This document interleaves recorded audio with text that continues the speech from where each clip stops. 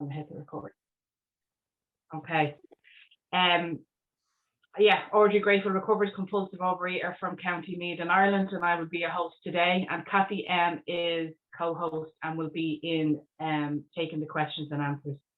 If you have any questions during the meeting, please contact myself or Kathy by private message in the chat function. Please note that Harlan G will be recorded for the duration of the study. However, the questions and answer sessions which follow will not be recorded. We will post the link to the previous week's recording in the chat function.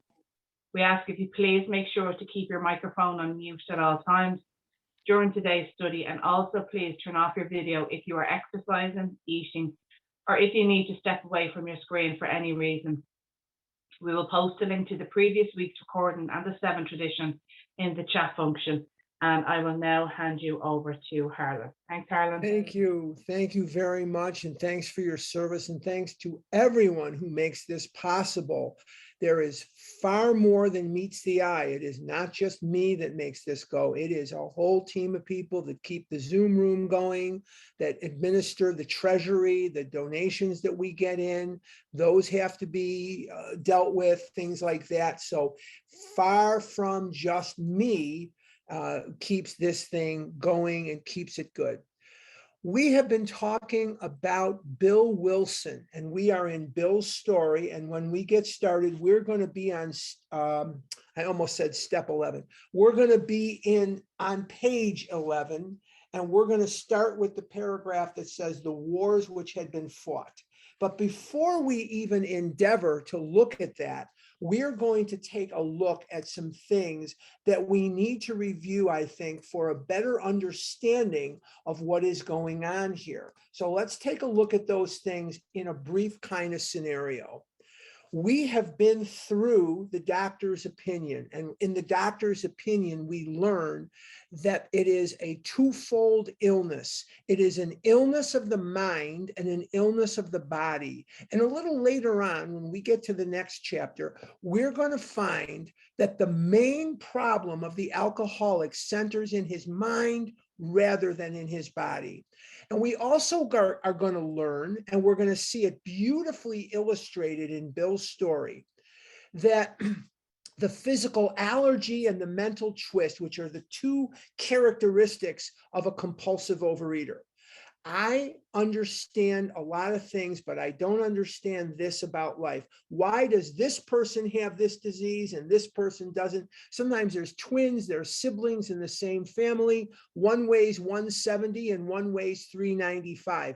There's no earthly explanation for it. Same mother, same father, same family, same schools, and one is a compulsive overeater and one clearly is not. If anybody ever comes up with an explanation for it, please let the rest of planet Earth know where that comes from. But Dr. Silkworth says that all of us have this allergy of the body. What does that allergy mean? It means an abnormal reaction, adverse abnormal reaction to a food, a beverage, or a substance. Adverse means it's harmful, and abnormal means that only about 1 out of 10 people react to food the way I do. When I go out with my friends and we sit down to a meal, very few of them will finish the meal, because the more food they eat, the less food they want.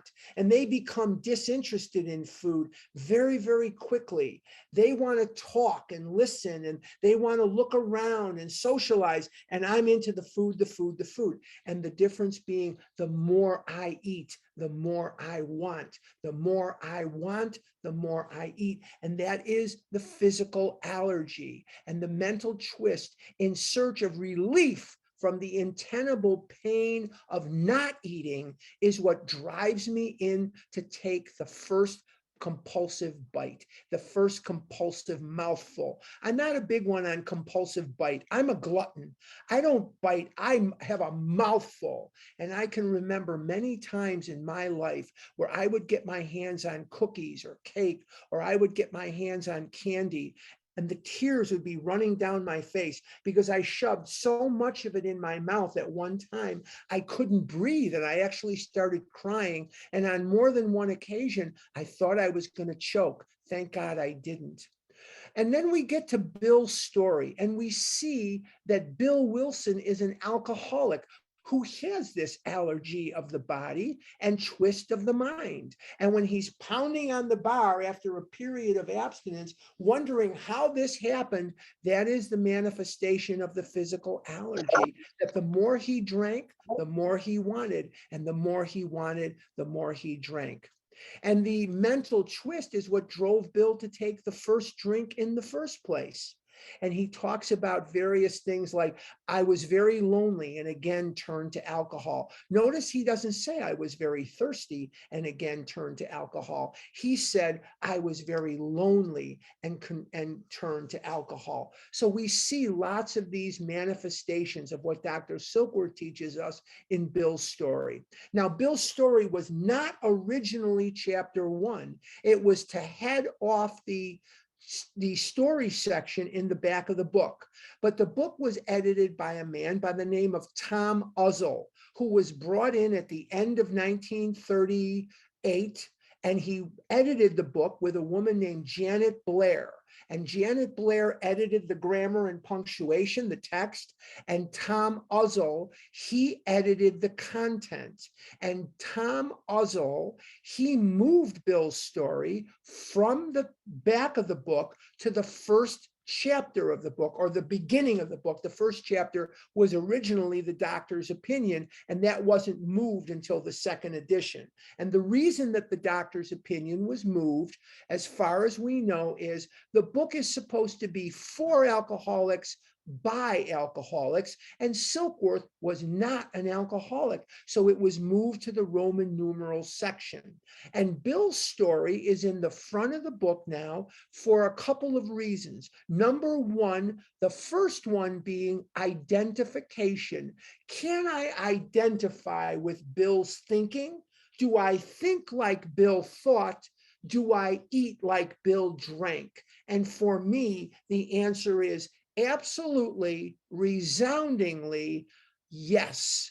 And what else do we see in Bill's story? And in Bill's story, we are going to see the 3 properties of the disease or characteristics that are apart from the allergy and the twist of the mind. And they are that the disease is permanent, that no cure has ever been stumbled upon by mankind. This disease is permanent. The disease is progressive. Whether you're eating or not, your disease is getting worse and worse and worse and worse over time. In chapter 3, we're going to talk about a man of 30 who is doing a great deal of spree drinking. And he's going to put the booze away for 25 years, but he's going to pull out his carpet slippers and a bottle, and he'll be dead within 4 years. So we're going to see that our disease is getting worse over time, whether we are eating or not. The disease is permanent, it's progressive, and it's fatal if left unchecked. But you don't have to die from the disease. You can just die with the disease if you're willing to work the steps and have a spiritual awakening. If you're willing to work the steps, then you can die with the disease rather than from the disease. And I hope I make that distinction clear. With the disease means I'm going to die with it. I don't have to die from it. Okay. Now, Ebby Thatcher was an alcoholic friend of Bill Wilson's. Edwin T. Thatcher, was a childhood friend of Bill's, and they did a lot of drinking together. And when Bill was first living with his grandma and grandpa in East Dorset, Vermont, they sent him to Burr and Burton Academy, which was at that time Burr and Burton Seminary. And Burr and Burton was a private school that they paid for because they wanted Bill to get a really good education. And when he was there, he met Edwin Ebby Thatcher, and he and Bill became good friends. They played on the baseball team together. They did later in life a lot of drinking together. So Ebby had credibility with Bill of being an alcoholic. So Bill knew that anything Ebby had ever told him about alcoholism was coming from a good, reliable source. And we see Ebby Thatcher, and I'm if you want further edification of this, I don't have the time to go into the entire history of step 2 today because I did it last week. If you want a comprehensive history of how step 2 came into the program, go to scottsdalebigbook.com and listen to last week's podcast, and you will get a very comprehensive history of how this spiritual solution came into the program. Very, very important stuff. Now, Bill and Ebby are having a conversation in which Bill is drunk and Ebby is sober. And Bill is astounded at the fact that Ebby has never come to New York as an adult in a sober condition. And here he is, fresh-skinned and glowing, and he was sober. I mean, think about the fact that this guy is sober and he was a fall-down drunk. And Bill is wrestling with this God-based solution because there are many things that Bill is thinking about his grandfather and how his grandfather was a churchgoer, but he resisted the idea of a czar of the universe, no matter how loving his sway might be. And he resisted anybody telling him how he must believe or what he must believe. And this was a big bone of contention with Bill Wilson. And one of the things that I've seen in all my years in OA, and I don't have to look at you to see it, all I need to do is look in the mirror. And I see a struggle with this idea of God. You know, I prayed to God for death. And I prayed to God that I could be thin, and I wanted all the girls to like me, and I wanted them all to want to kiss me, and I wanted them all to react to me the way they reacted to Johan over here this morning on the meeting. They were all telling him they're coming over to Sweden and they want to kiss him and all. I wanted the girls to react to me that way, and they didn't. They absolutely didn't. The only thing they ever wanted to know from me was, does your friend like me? Does your friend like so-and-so? Do you think your friend likes me? Was he looking at me? How in the hell do I know? Why don't you go over there and ask him yourself? No, I want to ask you. No, don't ask me, ask him. The bottom line is I was a conduit of information that I did not have, nor did I care about.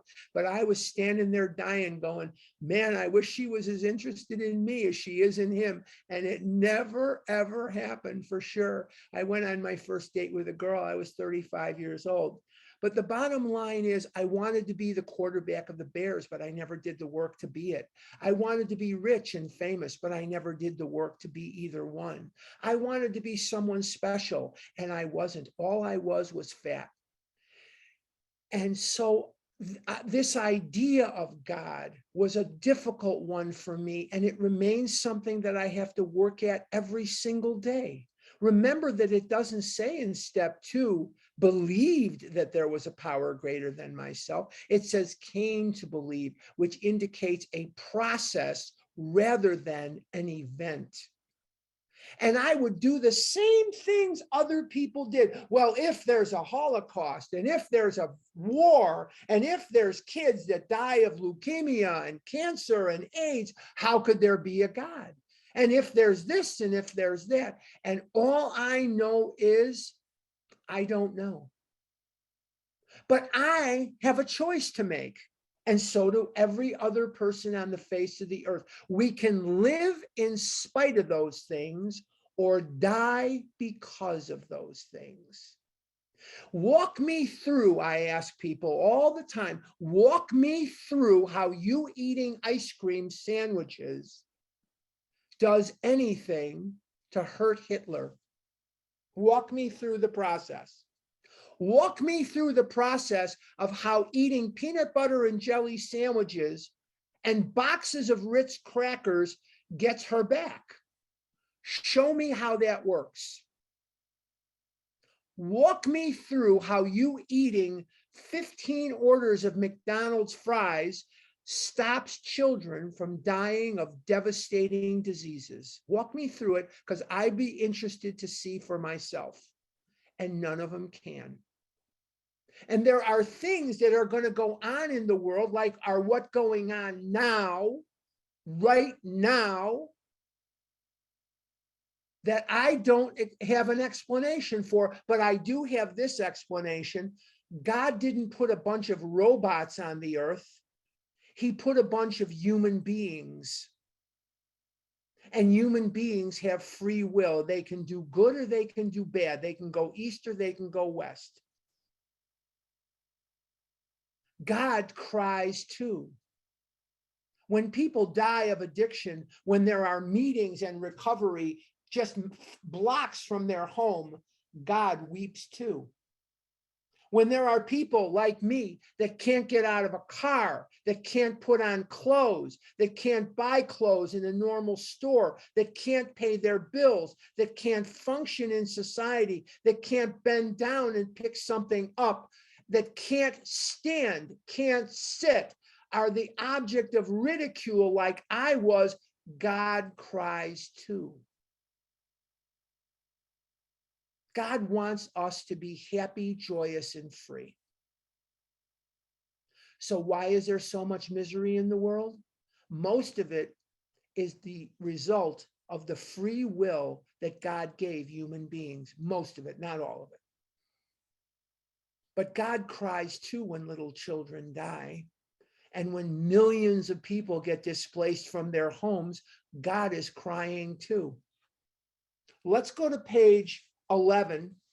And the paragraph that we're going to start with, the wars which had been fought, this paragraph is as timeless as the redwoods. It's as timeless as the saguaros. It's as timeless as the sky in Lake Michigan. It's as timeless as the seas and the beaches. This paragraph is as timeless as time goes, because this paragraph is as applicable 10,000 years from now as it will be 5,000 years from now as it was 2,000 years ago. Page 11, the wars which had been fought, the burnings and chicanery is mischief, that religious dispute had facilitated made me sick. That's why a lot of people in my experience turn off, because they see the wars, they see the mischief, and they don't like it. I don't like it either. All I can again say is walk me through how you eating Oreo cookies is going to stop that or relieve it. And it's not going to. We can live in spite of that or die because of that. Is this the hill you want to die on? Let's keep going. I honestly doubted whether on balance, the religions of mankind had done any good, judging from what I had seen in Europe. And since the power of God in human affairs was negligible, the brotherhood of man, a grim jest. If there was a devil, he seemed the boss universal, and he certainly had me. Timeless paragraph. Look around you. It's as timeless gets. But my friend, Ebby, sat before me and he made the point blank declaration that God had done for him what he could not do for himself. Let's stop right there for just a second. Forget everything. Forget the world events. Forget your newspaper or your web page. Forget your television or your radio, or forget your whatever. And let's look at something here. God was helping Ebby getting Ebby sober. Ebby was an alcoholic. Ebby's life was in turmoil because of his alcoholism. Ebby had a lot of misfortune due to his alcoholism. And here he was sober, and God had done for Ebby what he could not do for himself.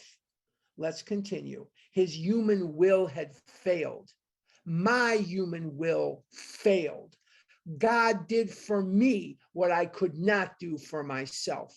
I tried diets. I have been dieting since I was 6.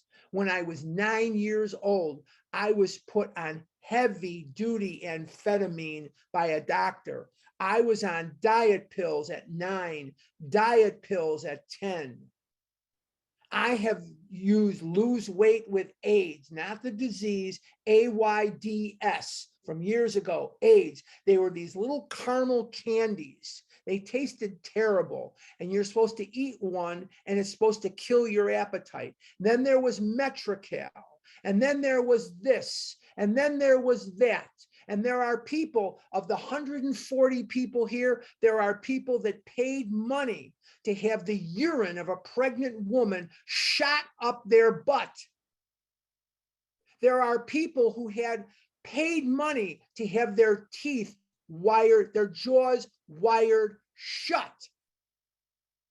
I'm not even going to talk about the surgeries because it's an outside thing and I don't want to go there. But look at the means, look at the lengths that we have gone to try to cure this disease or stem the tide of this disease. And the only solution that we really have is in God.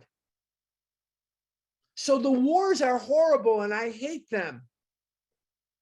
The wars are hideous and I hate them. I am a product of hate. If there was no hate, then I would have aunts and uncles and cousins and all kinds of stuff. My father was one of 8 children. I don't have any uncles or cousins or aunts, or I don't have any of that. Why? They were murdered. They were obliterated off the face of the earth. And for what reason? Because they prayed a different way and they were murdered. I understand. I understand. My father was the sole survivor of 40 family members, the only one that lived. The only one. And if he hadn't lived, I wouldn't be here today. I get it. There's horrific injustices in this world. But how is me eating ice cream going to help them? It's not. And every one of you who are listening to my voice, whether you're listening to my voice on a recording or you're listening to my voice on March 19th, 2022, on one of the most gorgeous, beautiful Saturdays that we've had in a long, long time, you have injustice and hideous occurrences in your history, whether you are aware of them or you are not.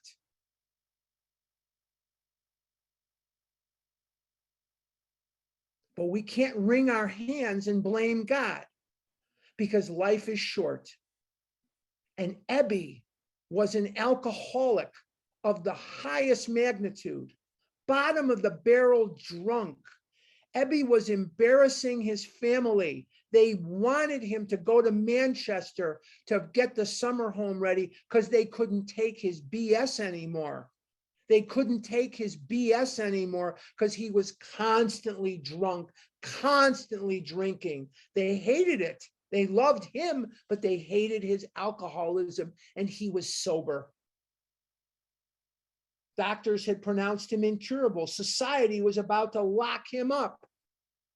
He was going on to Brattleboro in Vermont. And Brattleboro is not just a city in Vermont, it's where the state insane asylum is. And in Brattleboro, they had an area in that insane asylum where they would lock up inebriants. What is an inebriant?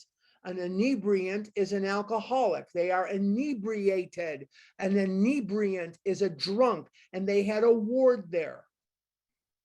And for thousands of years, there was nowhere for us to go. There was no help available. There was no AA. There was no doctor. There was no nurse. There was no preacher. There was no priest. There was no rabbi or minister. They locked you up. The men had it nightmarish. Many of them were sterilized against their will. They were locked in jails, locked in insane asylums, and their only crime was that they were alcoholics. And as horrible as the men had it, the women had it worse. Many of them were given lobotomies, hysterectomies against their will, so they could not pass on their demon genes to another generation. And they were lobotomized. Their brains were altered and they became vegetables. Many of them were abused. Many of them suffered indignity, in absolute filth and squalor and horror. There was nowhere for them to go. We can take for granted that there is an AA and there is an OA. I go to a rather enlightened cardiologist. I go to a rather enlightened doctor. They know everything about how to keep me going. I have a condition called AFib, atrial fibrillation. That's why I'm on blood thinners, and that's why I'm on cholesterol meds, and that's why I have to take different things, different pills, and they can keep me alive. But neither one of these gentlemen ever heard of OA in their life. Do you know what AA is? And they said, oh, yes, we know about AA. Do you know about OA? No, what's OA? These are doctors, never heard of it. Never heard of it. Don't take for granted what we have here, because what we're going to do this morning is we're also going to see that point in time where everything is going to come together, where everything is going to mix and come together. And the beginning of the life that we have is going to start. But let's keep going today. Let's keep going. Like myself, he had admitted complete defeat. Can I relate to the way Bill thinks? You bet. Can I relate to the way Bill drinks? You bet. And I had admitted complete defeat.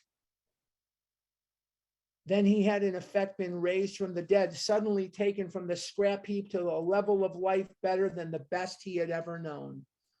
What a promise. What a promise. And Bill is still fighting this idea of God, because like me, Bill had these reservations about God. And I'm growing up as a child, and when we walked to the corner where the synagogue was, my father would be spitting on the floor like that. That's how he would walk into the synagogue, because he was so angry and enraged about what had happened to his mother, father, grandmother, grandfather on both sides, sisters, brothers, nieces, nephews, ranging from 6 weeks old to 75 years old. And what was their crime? There was no crime. They were murdered for nothing. And he blamed God. And I'm growing up in this. And he's telling me every day of my life, one day they'll come and kill you. That's what they do. And one day they'll come and kill you. And if they don't kill you, they'll kill your children. And I'm growing up in this. And I'm hearing this every day of my life. And now I come into a program and they're going to ask me to accept this God who couldn't make me thin, who couldn't stop the murder and the mayhem, who doesn't stop the war. There was a war raging in the 60s that you know about, who couldn't right wrongs and create justice where none existed. And because the world wasn't a perfect place according to my script, then of course I'm going to blame God. That's what I learned from Daddy. And I can't do that today. I had to fire that God. I had to fire that God, because that God would not keep me out of the food for 7 seconds. That God that I had in my head as a child listening to my father would not have kept me out of the food. I had to fire that God. And I have to come to grips with a new, merciful, wonderful God. And I had to learn that there are 2 things that I need to know about God, and only 2. And there are poets and philosophers and clergymen and writers and all manner of theologians and historians that are going to philosophize the day away about what God is and what God is not. There's two things I need to know about God. There is one, and it's not me. There is a power greater than myself that created Lake Michigan, that created the 5 Great Lakes. I'll teach you something. This is something you learn as a kid in school in Chicago. How do you know the names of the 5 Great Lakes? You just remember the word Holmes, Huron, Ontario, Michigan, Erie, and Superior. Holmes, Huron, Ontario, Michigan, Erie, and Superior. See, you didn't know you were going to get that today. See, you get Yiddish, you get a little history, you get everything here today. You get how to name the 5 Great Lakes: Huron, Ontario, Michigan, Erie, and Superior. Holmes. But I didn't create that. Now, somebody here has pug puppies who are on their 2nd day of solid food. And we got videos yesterday of the pugs. I've never seen anything that cute in my life. The little sounds that they make, I didn't create that, nor did you. Nor did you. The little noises they were making as they were eating solid food for the 2nd day of their life. Tell me there's anything cuter than that. See, I didn't create that, but God did. But I had to alter my perception of God. Let's continue. I'm on page 11. Had this power originated in him, him being Ebby? Obviously it had not. There had been no more power in him than there was in me at that minute, and this was none at all. That floored me. It began to look as though religious people were right after all. Here was something at work in a human heart which had done the impossible. My ideas about miracles were drastically revised right then. Now, I love the OA birthday. Every January, when it's the weekend of Martin Luther King Jr.'s birthday, up until the pandemic, I would light out for Los Angeles and we would just have the best time. I would get in on Thursday or Wednesday, and we would go here and go there. We would have the best time. And you haven't lived, let me just tell you, Charles H. is a character beyond characters. When he holds court in the lobby of the Hilton in Los Angeles, it is a sight to behold. He's tall. If you don't know Charles, he's tall and broad. I don't think he can get his shoulders into my house. I think he'd have to go sideways. He's broad and tall. And he holds court in the lobby of that Hilton. It is a sight to behold. You will never forget it. He is just a character among characters. And we would have so much fun. And my sponsor lives in Los Angeles, West Los Angeles, California. And we just had the greatest old time you could imagine. And Larry comes and a lot of other people come. But anyway, the point that I was getting with that is, every morning that we're in Los Angeles, people lit out for the ocean. And they wanted to go to the beach and see the ocean. And they would come back from the beach and they would, oh my God, what a miracle. Oh my God, what a miracle. And that's great. But I define a miracle as something to which there is no earthly explanation for its occurrence.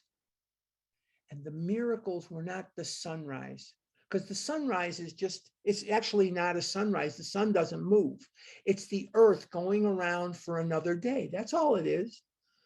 The miracle are the people in the lobby of that hotel that are compulsive overeaters who are not eating compulsively, and they are happy in their release from the bondage and filth of this disease.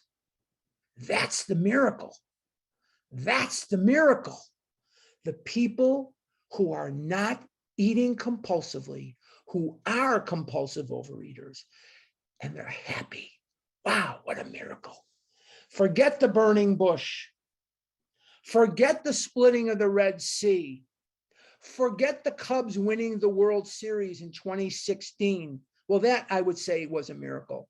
But the Cubs winning the World Series aside, the other things I said, those are other kinds of miracles. But the greatest miracle of them all is when someone is in recovery from a disease that should have ransacked them even further and killed them. And they are spitting in its face and standing before God and the sun and the moon saying, I am in recovery. I will not eat that. I will not do that. That's the miracle. Don't miss it. Don't quit 5 minutes before the miracle, because the age of miracles is upon us.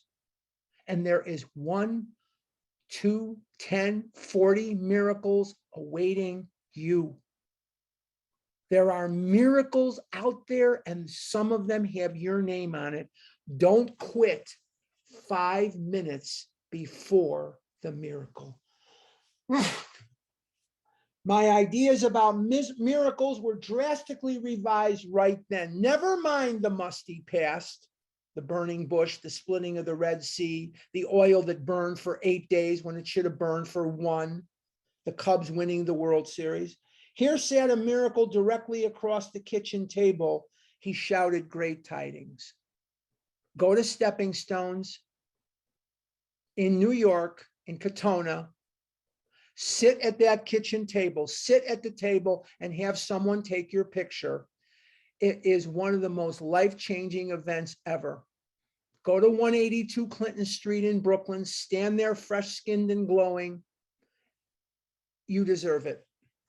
Bottom of 11, I saw my friend was much more than inwardly reorganized. I'm at the top of 12. He was on a different footing. His roots grasped a new soil. And what Bill is seeing is indisputable. He is seeing a drunk, an alcoholic, sitting there not only sober, but somebody who doesn't want to drink. Despite the living example of my friend, there remained in me the vestiges of my old prejudice. Vestiges are pockets of my old prejudice. The word God still aroused a certain antipathy. An antipathy is a feeling of dislike. When the thought was expressed that there might be a God personal to me, this feeling was intensified, because if there was a God personal to me, why do I have problems? Why am I fat? Why am I still alive? Why can't I have a girlfriend? Why can't I be rich? Why can't I fill in the blank? So I became very agitated by this idea. Let's see where he goes from there. Maybe you are too. I bet I'm not alone in all these feelings. I didn't like the idea. I could go for such conceptions as creative intelligence, universal mind, or spirit of nature, but I resisted the thought of a czar of the heavens, however loving his sway might be. I have since talked with scores of men who felt the same way. Now, I'm going to give you a little history, not a lot. I'm just going to give you a little history. The next sentence, the next little paragraph is going to change the world forever. And that's not the only world-changing sentence we're going to read today. But Ebby does not remember saying it to Bill. I don't know how Ebby would have gotten this idea, because Ebby was coming out of the Oxford group, which was a Christian organization trying to infuse enthusiasm for Christianity into the world. Now, you have to remember that the event took place in November of 34. Bill wrote this in 1938. So 4 years had passed, almost 4 years had passed. Jimmy Burwell probably had something to do with what we're about to read, because he was an atheist. In all of Ebby's known talks, he does not refer to saying this. He does not remember saying this, but Bill refers to this story of him and Ebby as the bedtime story they most want to hear. Bill was a revisionist in much of the history that he relates. He gets things wrong. He likes a good yarn. Sometimes he embellishes a little here and there. We don't exactly know. Ebby does not remember saying this. This is probably more attributable to Jimmy Burwell, who was an atheist, and Hank Parkhurst, who didn't want mention of God in the book. As much as we love Dr. Bob, as much as we revere Dr. Bob, Hank Parkhurst was very much a co-founder of AA, especially when it comes to this book, because Dr. Bob was in Akron and Hank was right there on William Street, 17 William Street in Newark, New Jersey, where most of the book was written. And Hank Parkhurst was not a person who wanted a lot of God in this book.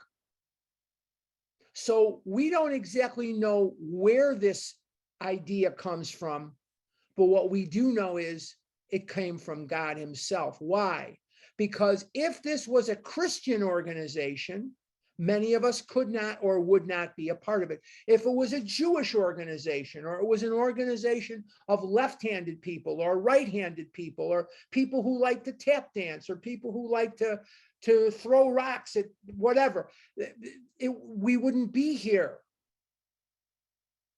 But this next paragraph is going to open the door not just to Bill, but for millions and millions of unborn people and people who are already dead, millions of people in the future who are going to walk through the doors of a 12-step program and feel just as welcome as the person sitting next to them, even though they have very different ideas of God and religion.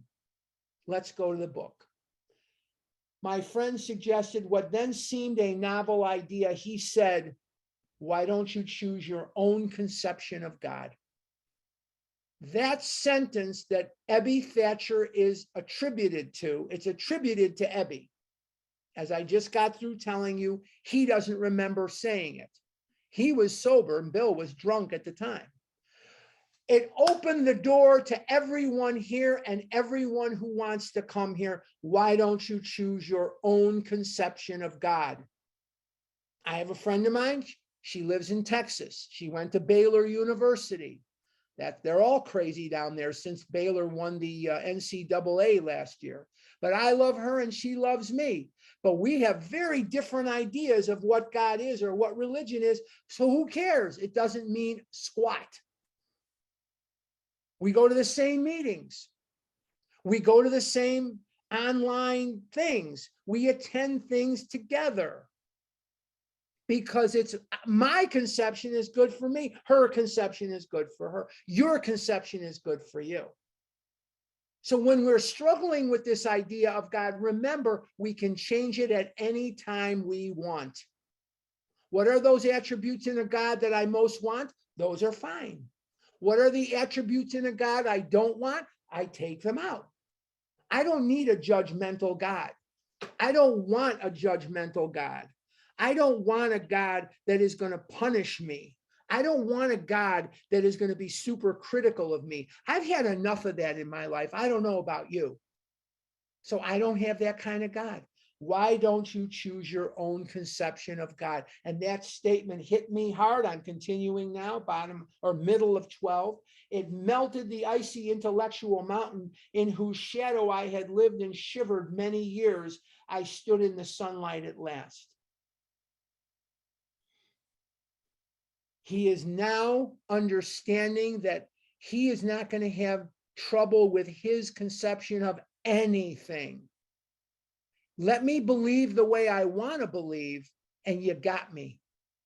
And this is what this statement, doesn't matter who said it. It could be Rin Tin Tin. It could be the Lone Ranger. It could be George the Spaceman. It doesn't matter. As long as it's in the book and we have that privilege of choosing whatever God we want. Because we're now at the precipice of everything changing, and we'll get to it in just a second, when everything is going to come together and the world will spin on its axis in another direction, where there will be a place for us to go. Let's get to it quickly. I stood in the sunlight at last. This is italicized. This is very important. It was only a matter of being willing to believe in a power greater than myself. Nothing more was required of me to make my beginning. You don't have to believe. I don't have to believe. I have to be willing to believe that there is a power greater than myself, whether that is Israel, whether it's Jesus, whether it's Muhammad, whether it's the sun and the stars, whether it's the great outdoors, whether it's a group of drunks, or dog, if you're dyslexic. It doesn't matter what that is.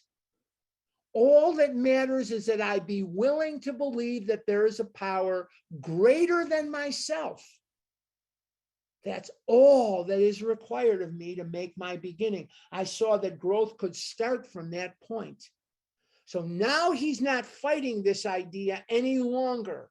He is now accepting this idea. He now understands what's going on here. Upon a foundation of complete willingness, I might build what I saw in my friend. Would I have it? Of course I would. There's an indisputable fact of life. Ebby was sober. Bill was drunk. Ebby's life for the last 2 months did not include being arrested. It did not include him not being able to function.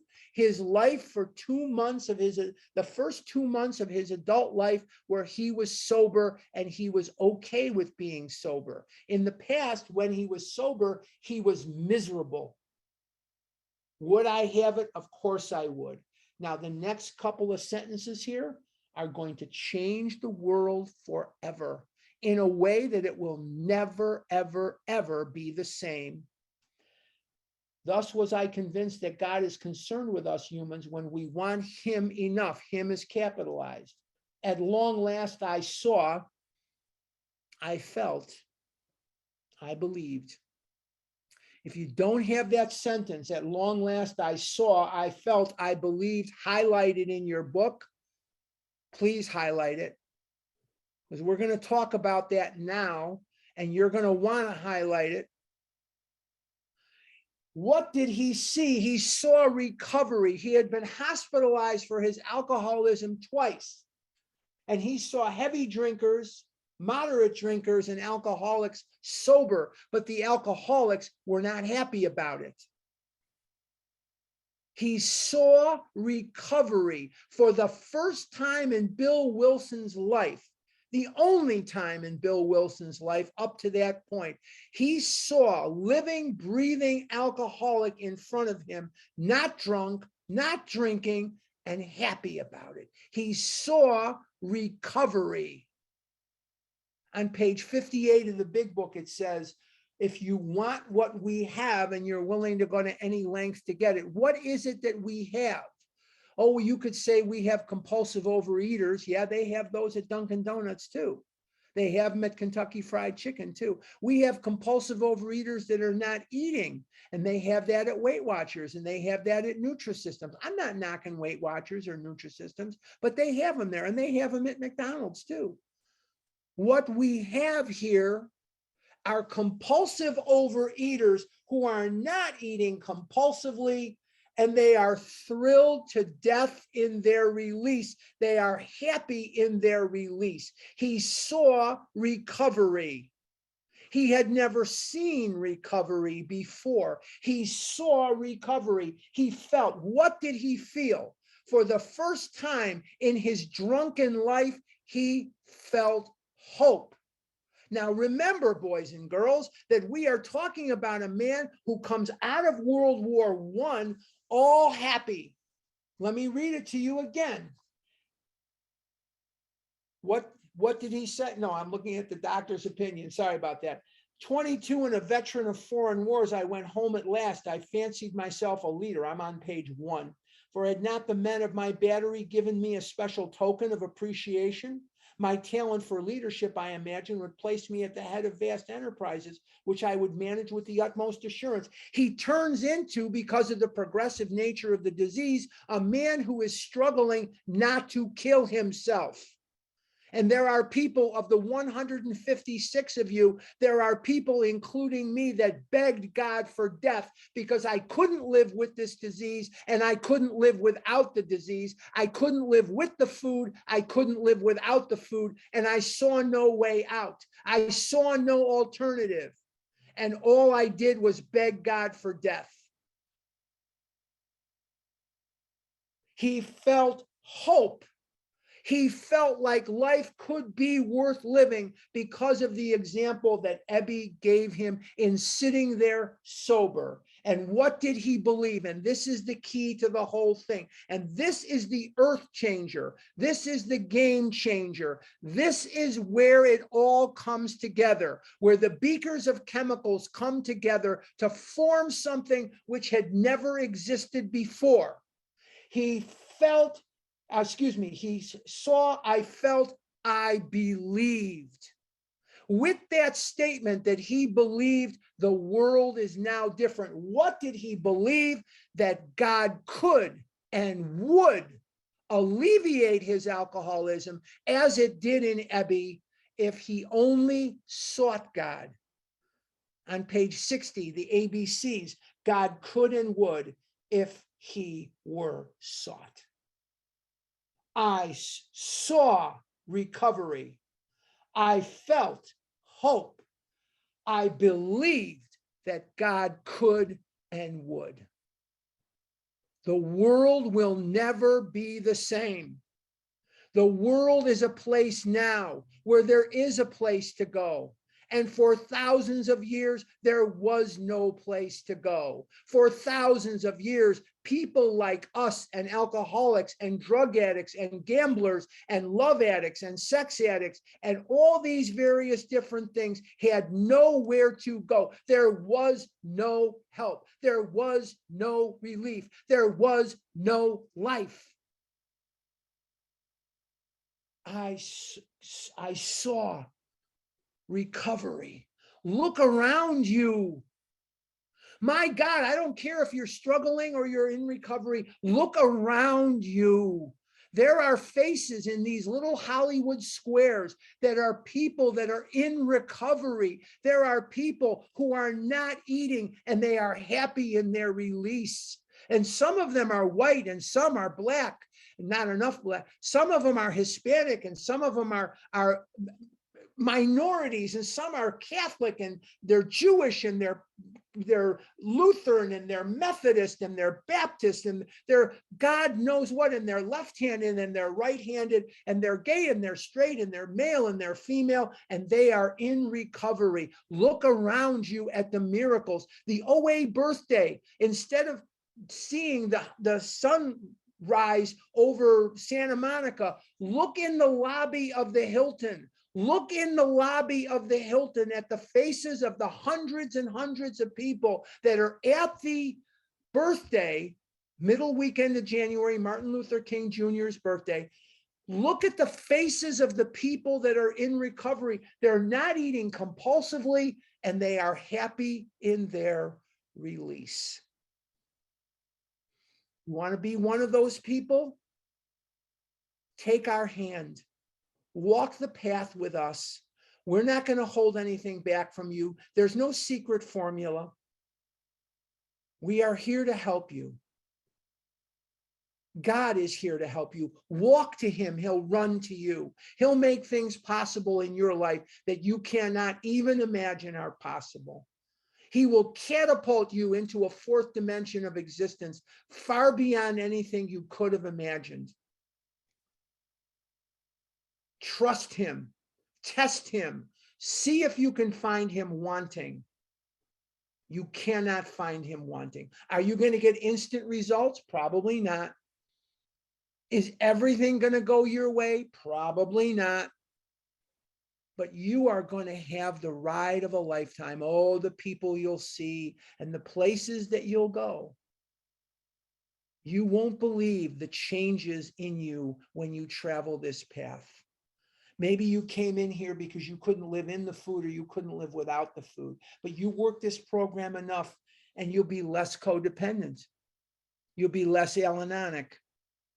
You'll worry less about what other people are thinking, and you'll worry more about how you can help the newcomer. Not only will you be able to live in a world with other people, you'll be able to live in a world where you're by yourself in a room. You'll be able to live in the world and not look in the mirror and be horrendously pissed off at what you see.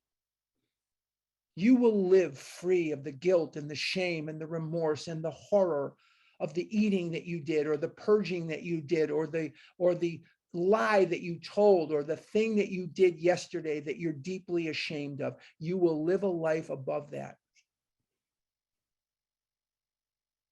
These promises will come true for anyone who does the work.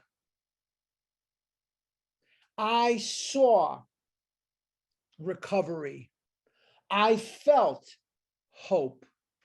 I believed that God could and would if he were sought. And if it worked for Ebby Thatcher, a drunk, an inebriate, a sot, a worthless piece of garbage whose only claim to fame was he was the son of the guy that was the mayor of Albany, New York. He had a wealthy family, and he pissed whatever money he had away on liquor, and he pissed it away on other stuff. And he became a leech to his family, a hanger-on.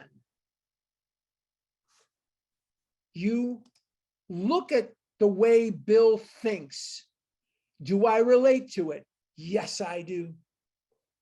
Do I relate? Do I eat the way Bill drinks? Yes, I do. Now I can recover the way Bill recovers. I saw recovery. I felt hope. I believed that God could and would if he were sought. Let's finish the paragraph in the next one. Scales of pride and prejudice fell from my eyes. A new world came into view, and a new world is coming into view for you too. Because never before in the history of the world has the problem that was given us by Silkworth enjoined in one human being the solution that came from the Oxford groupers. Never before had the problem met the solution. There were people that thought they had solutions in religion. They thought they had solutions in buying this chemical or buying this quackery, this potion that you're supposed to drink that's going to cure your alcoholism, that didn't cure anything. All it did was cure the poverty of the crooks that sold it to you. Now there was a place to go. And do we know if Bill Wilson is the first person in the world to get this information? No, but what do we know? He is going to be the first person in the history of planet Earth to take this information, put it together, and bring it to the world. I saw, I felt, I believed. This is as important a paragraph as you will ever read in your life. This is the beginning. This is where it starts. And there is a direct line from this moment, and somebody gave that to you. Somebody convinced you to come here. And all you're charged with is to pass it to someone else. That's all your charge is, to pass it to someone else. That's your charge. We're not going to go any further today. I'm A, out of energy, and B, this is very emotional. These paragraphs in Bill's story are deeply emotional for me because I never saw a way out. I was 335 pounds as a senior at Mather High School in Chicago. I was 500 pounds by the time I was a sophomore in college. I was 600 pounds by the time I graduated college. I was the fattest kid around. I have been an object of ridicule. I have spent my life alone. I went on my first date with a girl. I was 35 years of age. I never knew what it was like to be a normal person.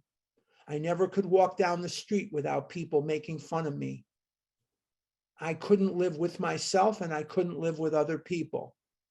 So these paragraphs are very emotional for me and they drain me because of the miracle that I have received from this unbelievable program. Next week, we're going to start on the real significance.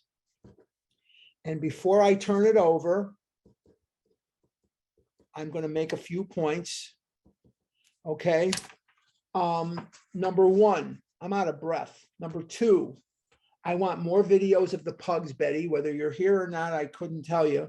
But if you are, we want more videos of the pugs.